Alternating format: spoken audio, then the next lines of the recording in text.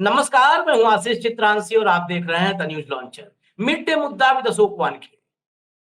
America और Bharat, Trump और मोदी। और ट्रंप नहीं कहें, उनको कहें माय फ्रेंड डोनाल्ड। वो तो बहुत दगाबाज निकला भाई, बहुत दगा। मोदी जी ने क्या नहीं किया माय फ्रेंड डोनाल्ड के लिए। व्हाइट हाउस में गए, व्हाइट हाउस में मोदी जी का अपमान नहीं हो रहा था, 143 करोड़ भारतीयों का अपमान हो, अपमानित हो।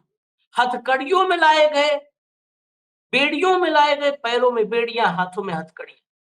भारतीय विदेश मंत्री ने कहा कि नहीं, ये तो नियम है, कायदा है, कानून है उनका। वो भी हमने बर्दाश्त किया। हर दिन भारत के फैसलों के बारे में अमेरिका बताता है। कल की न्यूज है, अमेरिका ने कहा कि हमें पूरा यकीन है, बातचीत हो गई है, भारत सबसे पहला देश बनेगा जो हमारे साथ ट्रेड डील करेगा। यानी कोई नहीं कर रहा है, लेकिन भारत तो पहला देश बनेगा। इतने के बाद तो कितना भी बेगैरत इंसान हो, वो अच्छे और बुरे दोनों में उस व्यक्ति के साथ खड़ा होगा जो हर जगह पे आपके सामने घुटने टेक। लेकिन ये ट्रंप, बड़ा सवाल आज इस ट्रंप से है और अमेरिका को लेकर के। क्या भारत पाकिस्तान की जंग हुई तो अमेरिका हमारे साथ खड़ा होगा? भाई, इंटरनेशनल कम्युनिटी में सवाल होता है। और उस दौर में सवाल और मौजूद है जिस दौर में हमारे देश की गोदी मीडिया, मैं कहता हूं कि अपने देश के साथ होना चाहिए, अपने देशवासियों का उत्साह बढ़ाना चाहिए। लेकिन इसका मतलब ये नहीं है कि झूठ परोसना चाहिए, सच बताना चाहिए। उसी झूठ के आड़ में सरकारें निकम्मी हो जाती हैं। तो जिस दौर में इस देश की गोदी मीडिया दिन रात जंग की आहट को लेकर के लगातार प्रोपेगेंडा फैला रही है, 2 मिनट में ये होगा, 3 मिनट में ये होगा, मोदी जी को भी नहीं पता कितने मिनट में होगा, उतना ये सब छाप दे रहे हैं। उस दौर में इस दुनिया में सबसे बड़ा सुपर पावर जो अपने आप को कहता है अमेरिका, वो किसके साथ खड़ा होगा, ये सवाल बड़ा है। और ट्रंप ने बोला है जो आज वो बहुत महत्वपूर्ण है। अब ट्रंप ने बोला है, अब वो फलाना विदेश सचिव, गृह सचिव, इनकी बात नहीं है। अब ट्रंप खुद बोला है। बोला तो ये यकीन हो गया कि ट्रंप का बचपन कहीं हिमालयों में बीता होगा और मोदी और ट्रंप एक ही साथ इतिहास भी पढ़े होंगे, एक के गुरुकुल में रहे होंगे, एक के मास्टर साहब रहे होंगे, दोनों की इतिहास पढ़ाए होंगे। और वही इतिहास अब व्हाट्सएप यूनिवर्सिटी के जरिए आप और हम तक पहुंच रही। खैर, हम चर्चा पे आते हैं। सीधे भाऊ को लाइए, स्क्रीन पर लाइए। भाऊ, स्वागत है। पहले जरा कुछ खबरें दिखाते हैं। खबरें बहुत महत्वपूर्ण है। आज सब कुछ जैसे हम करते हैं, सब कुछ सुनाएंगे, दिखाएंगे। हमारा काम सवाल करना है, आप एनालिसिस करेंगे, लेकिन उन्हीं धरातल पर जो हमारे सामने है। भैया, स्क्रीनशॉट दिखाइए इस देश की मीडिया का। ये पहले देखिए, ये इंडियन एक्सप्रेस का हिंदी वाला अवतार है। वो इंडियन एक्सप्रेस जिस पे हमें प्राउड होता है, उसका हिंदी अवतार है। पता नहीं क्या हो जाता है हिंदी अवतार।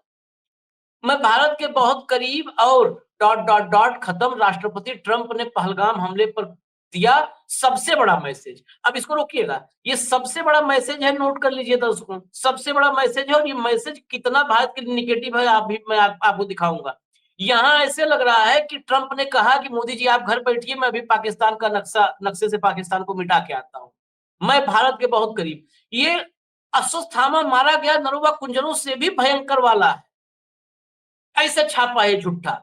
चलिए हटाइए, अगला अगला लाइए, दनादन दनादन। हाँ, टीवी 9। पाकिस्तान ने अगर सिंधु जल समझौते को यूएन में उठाया तो किस ओर होंगे दुनिया के बाहुबली देश? ये बड़ा सवाल है ना। सिंधु जल समझौते की बात चल रही है, यूएन में गया तो कौन होगा बाहुबली देश? अंदर तो खबर में जाएंगे तो बहुत सारी चीजें मिलेंगी, लेकिन इस पे चर्चाएं जो चल रही हैं, इसीलिए आज ये महत्वपूर्ण है। सो अगला चलिए, अगला अगला अगला दनादन। हाँ, जिस यूएनएससी में, यूएनएससी मतलब यूनाइटेड नेशंस सिक्योरिटी काउंसिल, संयुक्त राष्ट्र सुरक्षा परिषद में बैठता है पाकिस्तान, उसने की पहलगाम हमले की निंदा। जाने क्या कहा। अब देखिए, संयुक्त राष्ट्र सुरक्षा परिषद ने निंदा की, इसको भी ऐसे छापा गया है, इस संसार में, इस दुनिया में, इस विश्व ग्लोबल विलेज में किसी भी आतंकी वारदात की कोई आतंकी समूह ही प्रशंसा कर सकता है कोई देश नहीं करेगा, कोई संगठन नहीं है जो उसकी प्रशंसा करे, निंदा सब करते हैं साहब। ये इतना बड़ा हेडलाइन, निंदा किया, अरे उस निंदा से क्या हमें मिला? पाकिस्तान को नंगा करके खड़ा करो बाजार में। अगला लाइए फटाफट। कराची, लाहौर, रावलपिंडी, इस्लामाबाद, इधर बटन दबा, उधर मिनटों में सब तबाह। देखिए ये सब खबर पढ़ते समय 56 इंच से 112 इंच, फिर 224 इंच, ऐसे बहुत तेज न्यूक्लियर फ्यूजन टाइप में सीना चौड़ा होता है, इतना तेज सीधा डबल। चलिए हटा दीजिए, मिनटों सब तबाह हो गया है। अब देखिए इनको भी सबसे तेज। अब न बाढ़ की खबर, न सूखे की चेतावनी, सिंधु जल संधि सस्पेंड होने से पाकिस्तान की सामत आई। अब बहुत खबरें ऐसी 100-200 खबरें कितनी दिखाई। अब मेन खबर पे आते हैं, जो पहले जहां शुरुआत किया था उस पे आते हैं, लेकिन इसमें भी खेल है। देखिए नव भारत लाइव का, इसमें भी खेल है। चलाइए स्क्रीनशॉट, लाइए फटाक से लाइए। मैं भारत का करीबी, कश्मीर में हजारों साल से चल रहा संघर्ष, ट्रंप बोले आपस में निपट लेंगे दोनों देश। यहां पर भी 40-60 है। मैं भारत का करीबी से लग रहा है कि ट्रंप आएंगे यहाँ पर लेकर के कुछ जो है असलाह लड़ेंगे हमारे साथ। अब अगला एनआई का ट्वीट लाइए। NI, गोदियों Shiromani, NI. US President Donald Trump says, I am very close to India and I am very close to Pakistan. ये किसी ने, इन सब किसी मक्कार ने नहीं बताया, इसकी मजबूरी है। ये इन आउट जो है इन्वर्टेड कामा में ट्रांसलेट किया है। ऐसा नहीं है कि इसके संपादक को रात में दिव्य ज्ञान हुआ, इसने ट्रांसलेट किया, इसकी ड्यूटी है जी ट्रांसलेट करना, वही किया है। I am very close to India and I am very close to Pakistan. क्या फर्क रह गया? क्या फर्क रहा हमारा सब नाक रगड़ने का? And they have had that fight for 1000 years in Kashmir.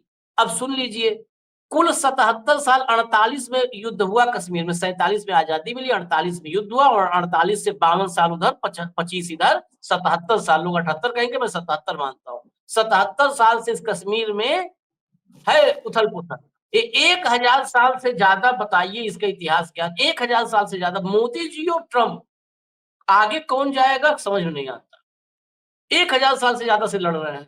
Kashmir has been going on for 1000 years, probably longer than that. हो सकता है इससे भी ज्यादा, 1000 साल से भी ज्यादा हो।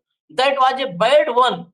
टेररिस्ट जो अटैक था उसको कह रहे हैं that was a bad one, मतलब ये बुरा था। There have been tension on that border for 1500 years. अब सुनो, ये बढ़ते जा रहा है आदमी, 1500 साल से तनाव है। It has been the same, but I am sure they will figure it out one way or the other. I know both leaders. They are great. There is great tension between Pakistan and India, but there always has been. वहां पर एक बड़ी tension है पाकिस्तान और India के बीच, बहुत तनाव है, लेकिन ये हमेशा से रहा। 1500 साल से तो बॉर्डर पे उनके तनाव है। 1000 साल से ज्यादा हो गया 1500 साल कश्मीर में तनाव को। भारत और पाकिस्तान 1000 साल से ज्यादा 1500 साल से लड़ रहे हैं कश्मीर में। बताइए, अब हटा दीजिए इसको। इस पे हो सकता है आप लोग को लगे कि टाइपिंग एरर हो, भक्तों को बहुत सावधान बनना पड़ता है कि नहीं A9 गलत लिखा है। नीचे बाद में कहा ट्रंप ने कि हम भारत की तरफ से जाएंगे असलाह लेके, 303 लेके। तो हम ट्रंप को सुनवा देते हैं। चलाइए ट्रंप का बयान प्ले करिए।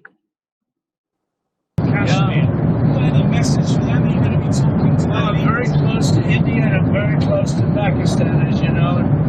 They've had that fight for 1000 years in Kashmir. Kashmir has been going on for 1000 years, probably longer than that. And it's a bad one yesterday, though. It's a bad one. Over 30 people. Are you concerned that there's now tensions on the border between them? Are you concerned that how you continue about that? Well, there have been tensions on that border for 1,500 years. So, you know, the same as it's been. But they'll get it figured out one way or the other. I'm sure that I know both leaders. There's great tension between Pakistan and India, but there always has been. भाऊ, अब सीधा सवाल, आपस में दोनों निपट लेंगे। अगर युद्ध होता है तो पूरी दुनिया में, यूक्रेन और रूस में युद्ध हो रहा है, साफ साफ दुनिया दिख रही है कि कौन किधर है। यहाँ पर ये सबसे अजीज, जिनके लिए मोदी जी ने बाकी दुनिया से बिगाड़ लिया, वो कह रहा है कि 1500 साल से भाई वहां पे आपस में कश्मीर में लड़ाई चल रही है और वो आपस में निपट लेंगे। That was a bad one. वो जो पहलगाम में हुआ, that was a bad one. ये तो शहबाज शरीफ भी बोल दे रहा है कि that was a bad one. क्या है आशीष, आज मुझे मतलब मैं भी एएनआई का ट्वीट देख के मुझे थोड़ी सी गड़बड़ हो गई। मुझे लगा कि कुछ 1-2 शून्य ज्यादा ही लग गए या कुछ गड़बड़ हो गया। मैं ये जब उसका ऑडियो देखा और बड़े ध्यान से देखा कि कोई एआई वगैरह नहीं है उसमें। जब मैंने वो ऑडियो देखा तो मुझे अमेरिका की जनता पे दया आ रही थी, कैसे कुपड़ को उन्होंने राष्ट्रपति बनाया। अब 1000 साल पहले भारत कहाँ था, यदि ये मैं बताऊं तुम्हें मतलब हास्यास्पद है, क्या बताऊं। 1000 साल पहले की हिस्ट्री इसके पिता को भी नहीं पता होगी, अमेरिका के राष्ट्रपति को।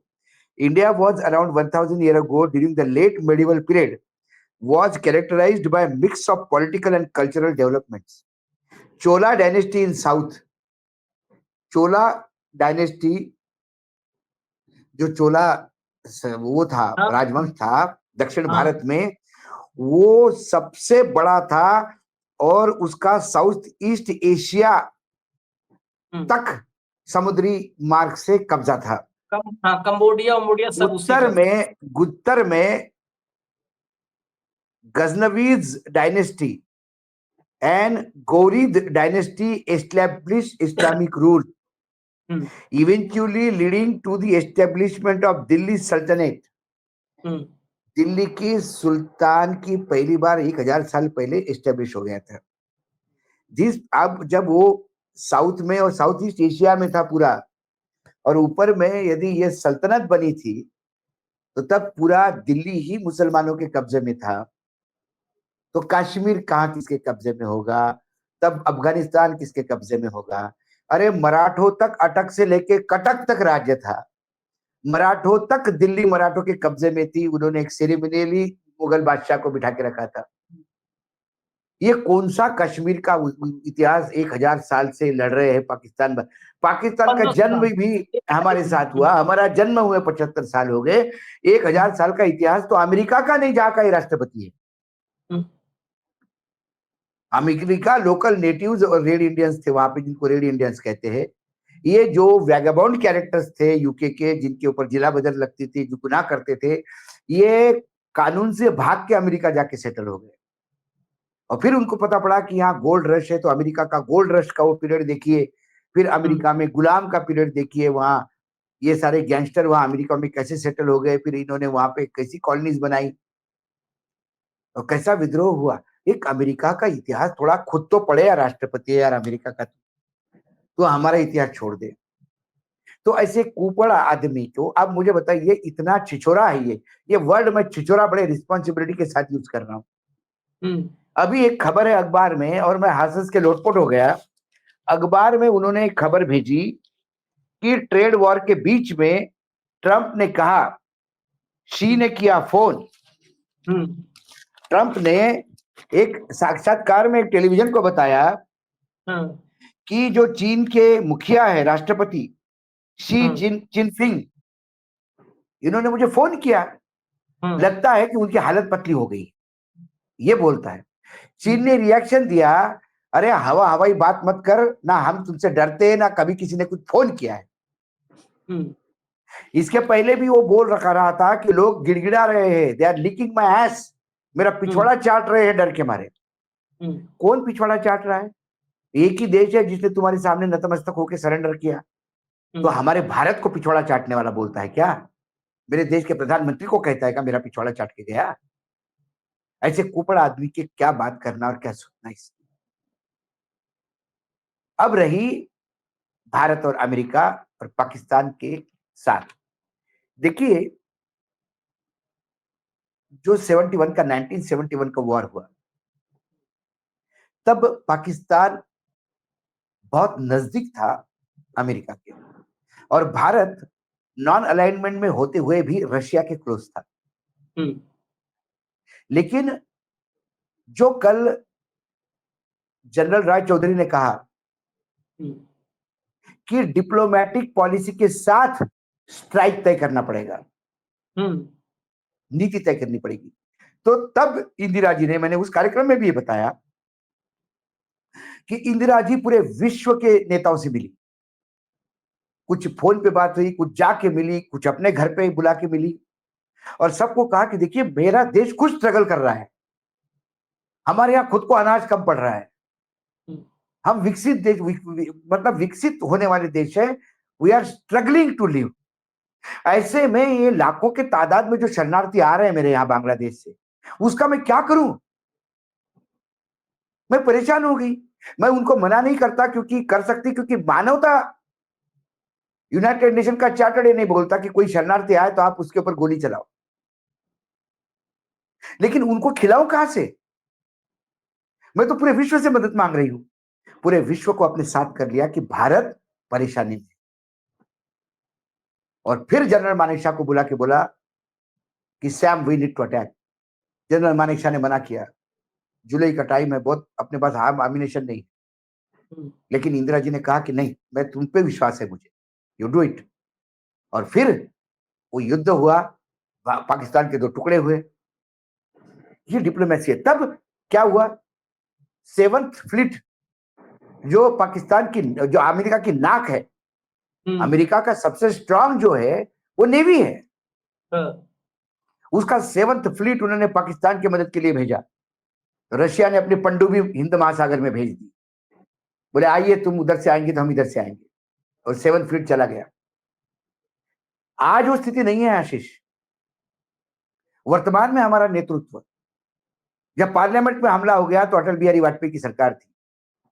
मुझे याद है एबीपी के न्यूज में ये बात हुई, और मैंने मेरा जो धोबीघाट एक कार्यक्रम शुरू किया था, उस कार्यक्रम का पहला एपिसोड यही था। एक बहुत सीनियर जर्नलिस्ट बंगाली दादा हमारे साथ बैठे थे, जब वो पीएमओ में बैठा करते थे अटल जी के समय एज एडवाइजर।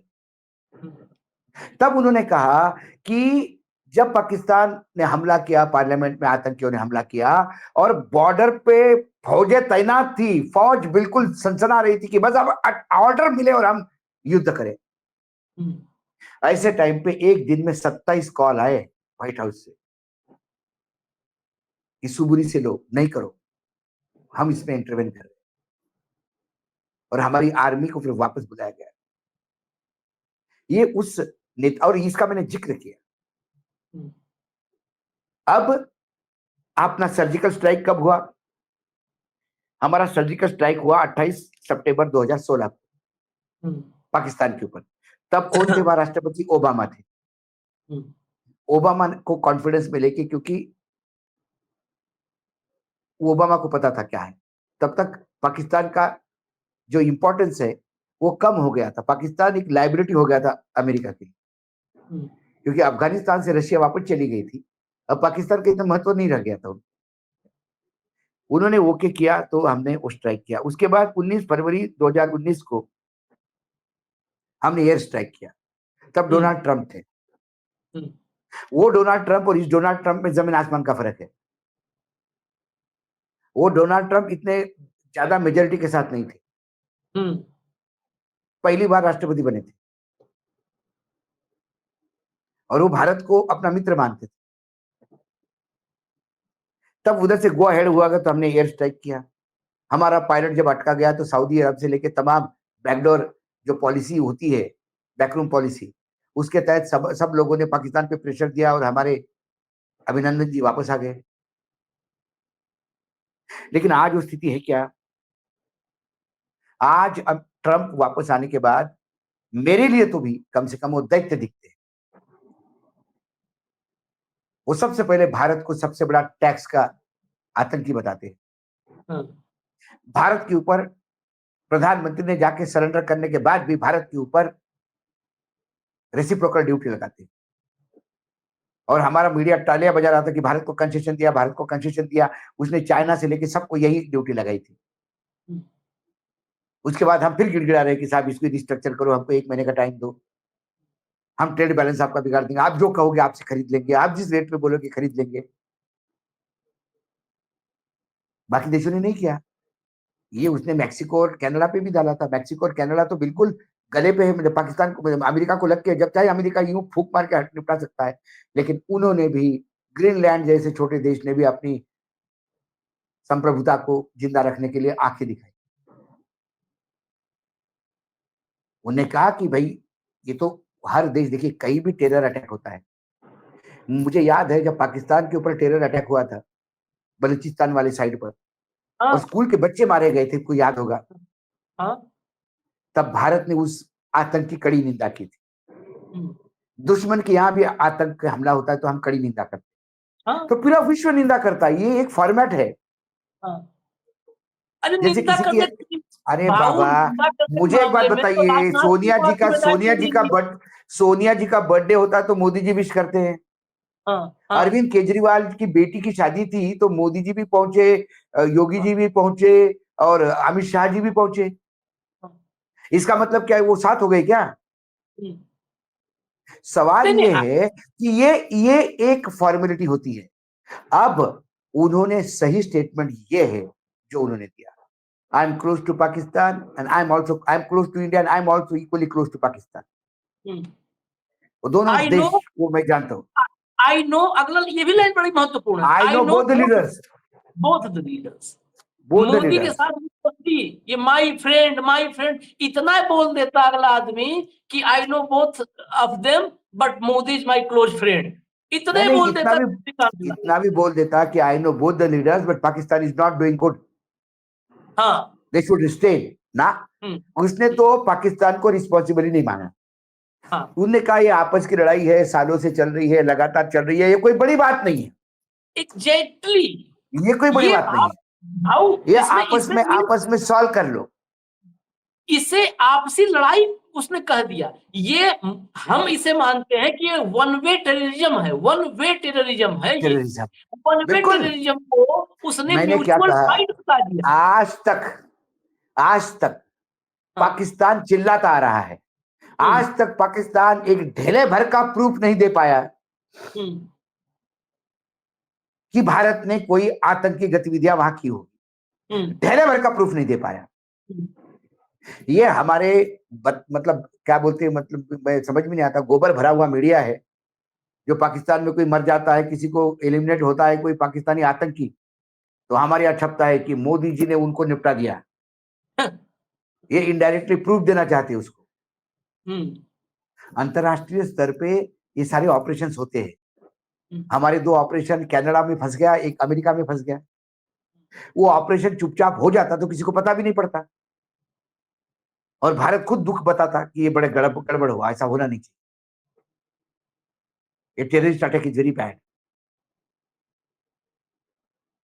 लेकिन अब वो वहां फंस गया मामला।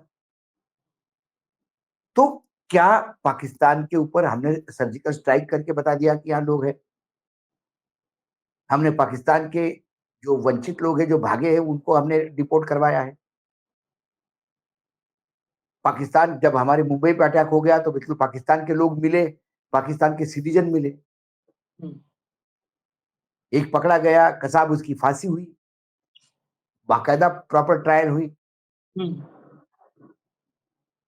तो पाकिस्तान का प्रॉब्लम और एक है, अफगानिस्तान में जब रशिया घुसा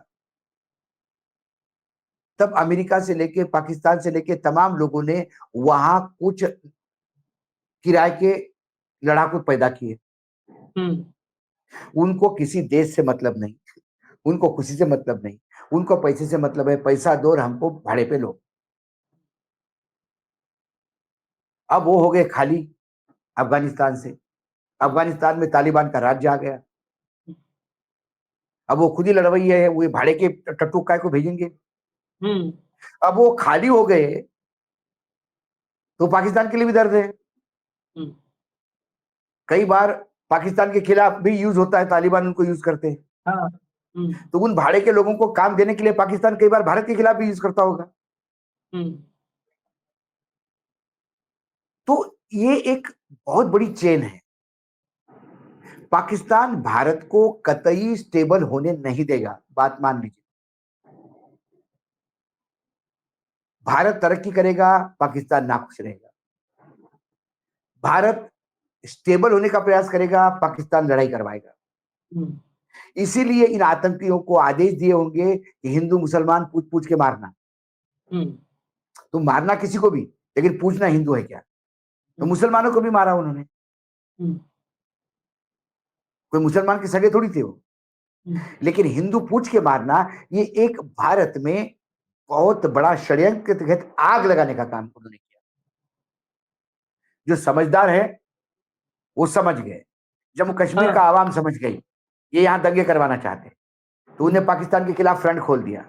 भारत का मुसलमान समझ गया कि ये क्या करना चाहता, भारत के मुसलमान ने फ्रंट खोल दिया। लेकिन हमारे यहाँ कुछ ऊपर है, और इसमें भी राजनीति की रोटी सेकने वाले लोग हैं। नहीं तो खुलेआम जो कहे कि मैं एक की हत्या करके आया और मैं 2600 मारूंगा, वो अभी तक जेल में हो जाना चाहिए। वो क्यों है बाहर? काश्मीरी आगरा का बच्चों को मतलब- ढूंढ के मारो, काश्मीरी बच्चों को ढूंढ के मारो, ये वीडियो जिसने रिलीज किया वो आदमी बाहर क्यों है? क्या सत्ता पक्ष यही चाहता है? वो भी तो आतंकी हुआ, जो ये बोल रहा है वो आतंकी है, वो भी आतंकी है। आतंकी है। हाँ। वो कौन होता है उन मुसलमानों के लिए मारने का जो मुसलमान पाकिस्तान को गाली देते? कौन होता है वो? आगरा की घटना मैं बता देता हूँ 30 सेकंड में। आगरा में परसों रात में, मतलब ये करीब करीब 2 दिन हो गए, एक वीडियो आता है, 2 नौजवान हैं, वो पूरे शरीर में उनके नीचे पूरी कमर में असलहे लगे हैं, छुरा, चाकू, तमंचा, मतलब दोनों लैस है कंप्लीट देसी असलहों से, और कहते हैं कि हम बदला ले रहे हैं पहलगाम का, 26 के बदले 2600 मुसलमान मारेंगे। वो वीडियो आ गया। उसके करीब करीब 14-15 घंटे 20 घंटे बाद आगरा पुलिस आती है सामने और कहती है नहीं, ये उनकी आपस की खाने को लेकर लड़ाई थी, वो मुसलमान पूछ के नहीं मारा। ये पहली बार ऐसा केस हमने देखा है भाऊ, पहली बार केस कि जो कातिल है, अपराधी है, कह रहा है मैंने इसलिए मारा, मतलब फला चीज के लिए, किसी भी चीज के लिए मेरा मेरा मन हुआ मारने का, मैंने उसको धर्म पूछ के मारा। पुलिस सामने आती कहती नहीं नहीं नहीं, इसने इसलिए नहीं मारा भाई, नहीं, हम बता रहे हैं। पुलिस जो, आप समझ लीजिए, इससे बड़ा अगर अपराध का कबूलनामा, मुझे लगता है कबूलनामा से बड़ा कुछ नहीं होता है। अपराधी कह रहा है कि मैंने मारा इस वजह से, पुलिस कह रही नहीं, इसने इस वजह से नहीं मारा, वो अभी शायद पकड़े भी नहीं गए हैं, इस वजह से नहीं मारा है। वीडियो जो उसका भाई जिंदा बचा था, एक तो मर गया, एक जो बचा जिंदा घायल अस्पताल में था, उसका वीडियो आया कि नहीं नहीं मुसलमान नहीं पूछा था। देखो ये कह रहा है मुसलमान नहीं पूछा था, भाई जो जिंदा बचा हुआ।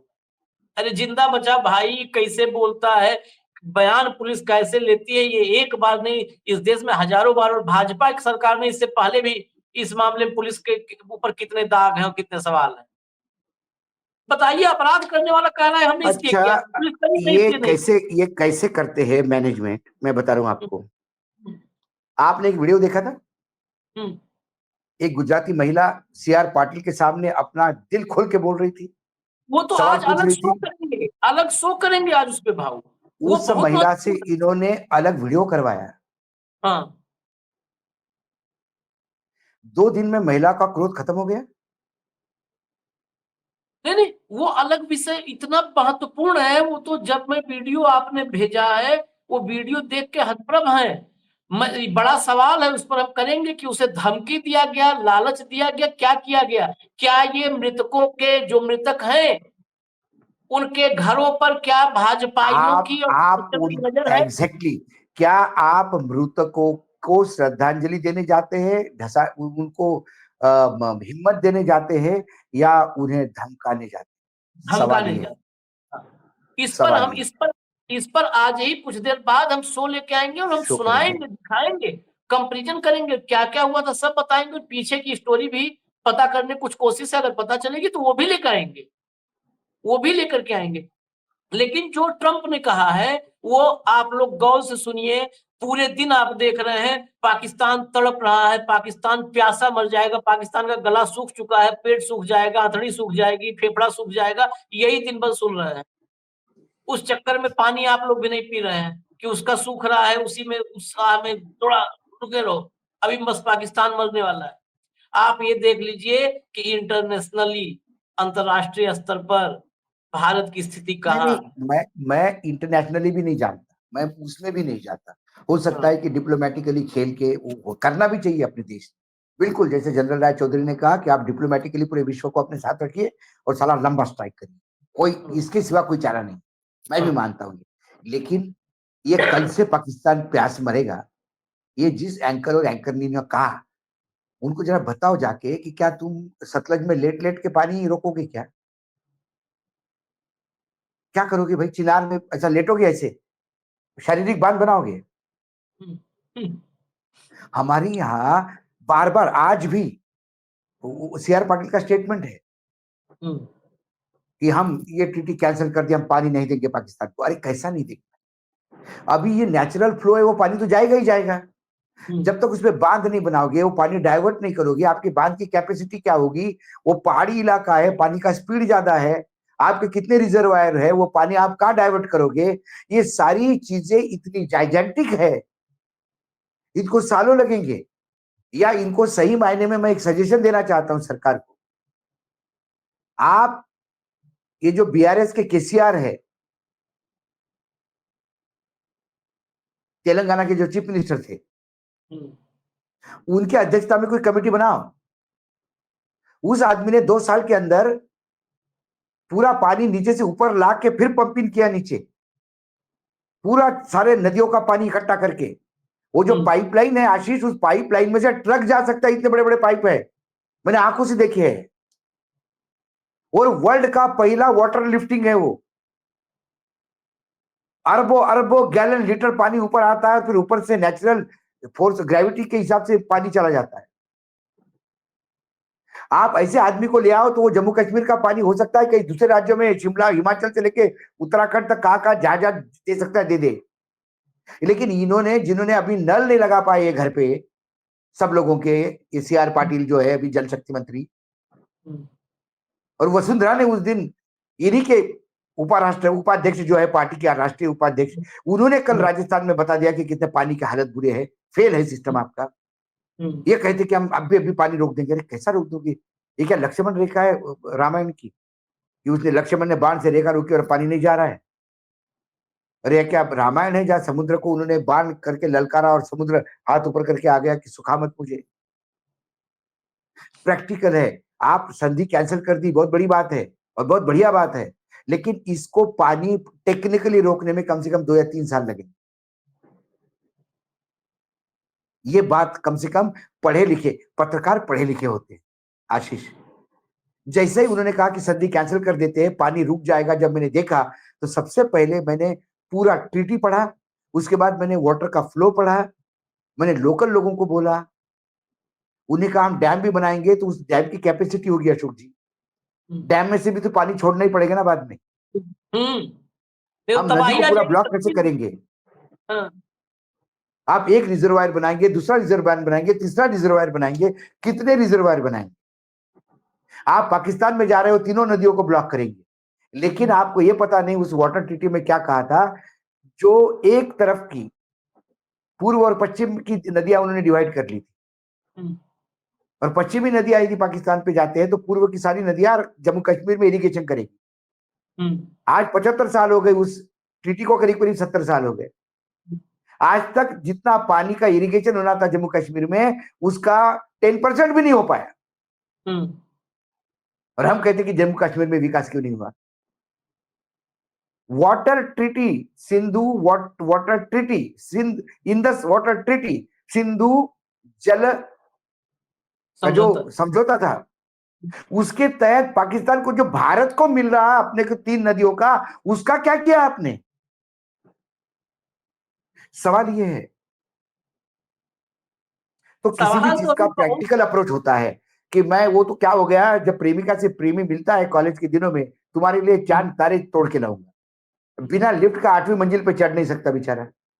लिफ्ट खराब होगी तो नीचे इंतजार करता है लिफ्ट ठीक कब होगी या कल आऊंगा, और ये चांद थोड़ी देर तो ये सब मुहावरे होते हैं। बिल्कुल पानी का मैंने कहा कि टीटी बंद कर रद्द करती सबसे बढ़िया काम है। इसको लागू कैसे करें? उसमें या इतने नहीं भाई, हमको बहुत एक पहले से देखिए, पाकिस्तान और भारत की कोई दोस्ती तो है ही नहीं हम्म, भाई। हमारे भले ही अटल जी जाए बस में तो भी दोस्ती नहीं हुई, हमारे अडवाणी जी गए, जीना को सोशल मतलब मोस्ट सेक्युलर कहा, फिर भी दोस्ती नहीं हुई। प्रधानमंत्री जी ने उनके प्रधानमंत्री जी को अपने शपथ विधि में बुलाया, फिर भी दोस्ती नहीं हुई। प्रधानमंत्री जी शादी में फर्श करके पहुंच गए बिना बुलाए, तब भी दोस्ती नहीं हुई। सांप सांप है, कितना भी दूध पिलाओ काटेगा। तो इसका पहले से अपने करना चाहिए था। यदि आगे पीछे जीवन में हमें ये समझौता रद्द करना है, इसका पानी रोकेंगे कैसे? पहले से दबा के डैम बना के रखना चाहिए था।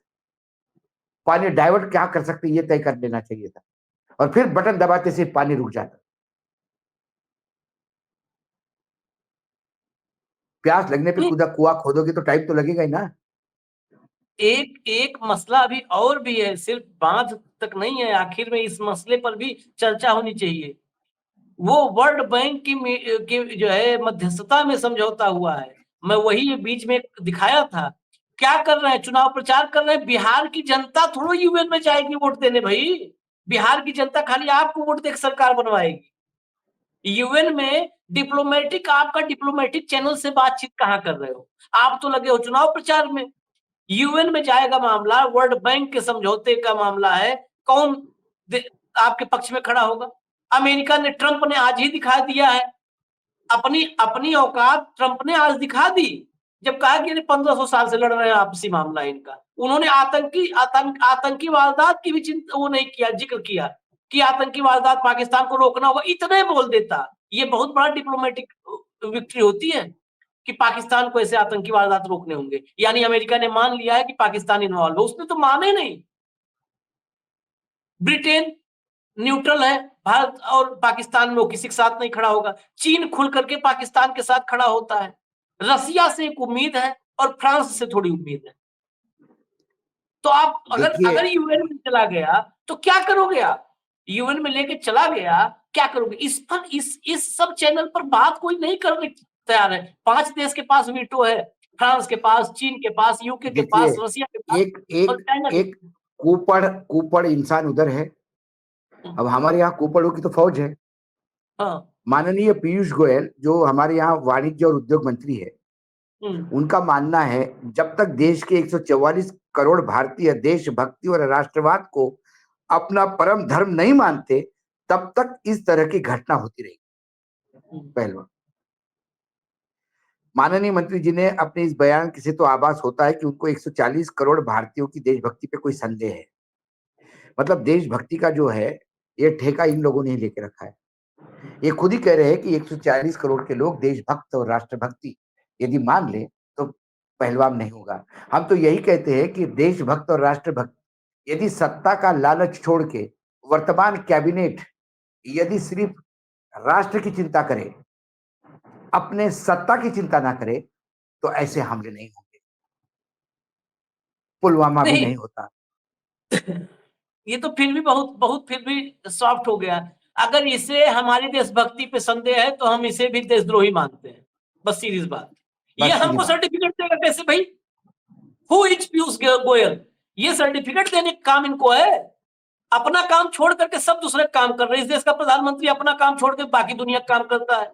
बस है? बस बस बस यही एक खासियत है राजनाथ उनकी। सिंह आपने कहा ना निंदा की बात। हाँ, निंदा की बात कि सब देश निंदा करते हैं। पूरे दुनिया को निंदा काम छोड़वा दीजिए। हमारे राजनाथ सिंह को सबका सबका एक कहते हैं ना कि भाई जिम्मेदारी हम लोग सामूहिक रूप से दे रहे हैं, हाँ, महीने सामूहिक का इनको कुछ दे दिया करेंगे, महीने का कुछ दे दिया करेंगे। पूरी दुनिया की तरफ से अकेले निंदा करेंगे? काम ही नहीं है उस आदमी के पास, जीवन में निंदा के सिवा कुछ किया ही नहीं। नहीं नहीं, उनको तो निंदा मैं मंत्रालय देना चाहिए, मंत्रालय स्थापित करना चाहिए, निंदा मंत्रालय। मैं उनके पुत्र का इस कार्यक्रम में नहीं सुना पाऊंगा। उनके पुत्र हैं जिनको अब रोजगार मिल चुका है, स्टेब्लिश हो चुके हैं, जो है विधायक जी, वो बता रहे हैं। सुनवाऊंगा। अगला देश को रक्षा मंत्री भी मिल चुका है। उसी बिल्कुल मतलब हूबहू, अगर आप वीडियो ना देखें तो आपको लगेगा कि राजनाथ सिंह ही है। उन्होंने नेहरू को जिम्मेदार बता दिया है कि पहलगाम का हमला कांग्रेस की वजह से हुआ है, ये पहलगाम का हमला कांग्रेस की वजह से हुआ है, बता दिया। अब आप बताइए कहां जाएं हम लोग?